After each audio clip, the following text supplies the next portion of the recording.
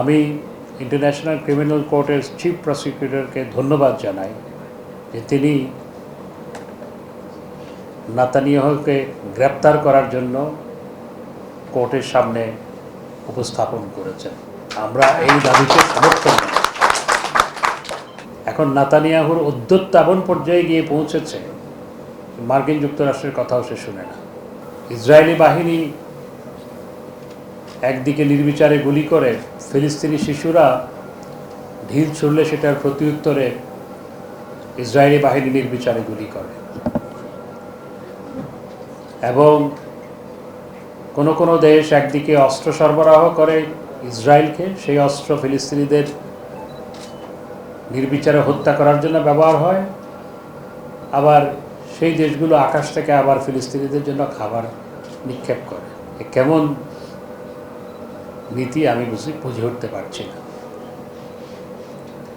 আজকে সমগ্র পৃথিবী ফিলিস্তিনিদের দাবির প্রতি সমর্থন জানাচ্ছে।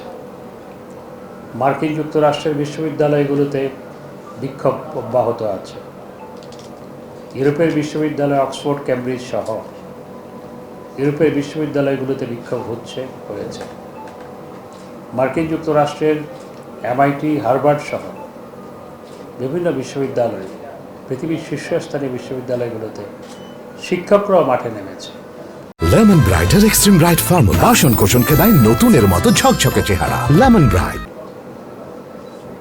সমগ্র পৃথিবীতে আজকে ফিলিস্তিনিদের পক্ষে মানুষ সোচ্চার হয়েছে, কিন্তু জাতিসংঘে যখন ফিলিস্তিন রাষ্ট্রকে স্বীকৃতি দেওয়ার প্রস্তাব উপস্থাপন হয়, তখন কোনো কোনো দেশ ভেটো দেয়।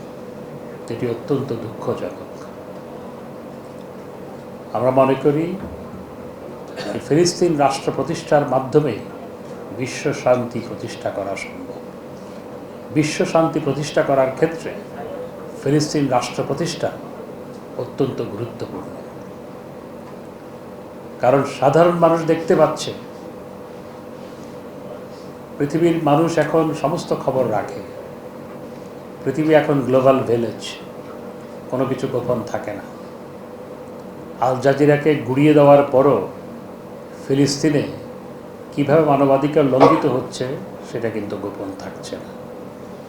সামাজিক যোগাযোগ মাধ্যম থেকে শুরু করে সব জায়গায় কীভাবে মানুষের আহাজারি, ছোট্ট শিশুকে বুকে নিয়ে মায়ের আহাজারি, বাবার আহাজারি, সেগুলো দেখলে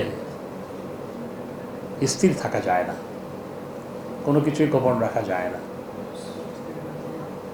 মার্কিন যুক্তরাষ্ট্রে ছাত্রদের কিভাবে পুলিশ পিটিয়েছে সেটিও গোপন থাকেনি। ইউরোপে কিভাবে পুলিশ ছাত্রদের দমন করার জন্য অতিরিক্ত বল প্রয়োগ করেছে সেটিও গোপন থাকেনি।